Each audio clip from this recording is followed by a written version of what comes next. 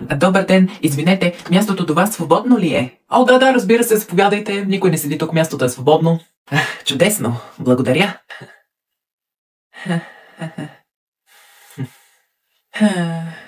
Вие вярвате ли в Бог? Ето пак. Ами, ясно, не сте вярващ.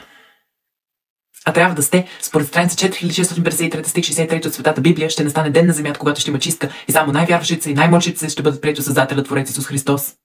Да, всеки има право да споделя избраните от него вярвания и аз мисля, че вие трябва да се пречистите. Приемете Бог в себе си. Аз за това нося едно Евангелие в раницата си за всеки случай и сега ще го подаря на вас. О, благодаря наистина, но няма нужда, аз не... Дявола ви е погълнал. Вие трябва да се помолите за прошка за греховете си, иначе душата ви ще изкупва тези пороци в ада. А вие, госпожо, вие вярвате ли в Бог? С цялото ми уважение, госпожо, не е уместно да налагате своите религиозни вярвания, особено тук в купето. Най-накрая някой да влее малко разум в това купе.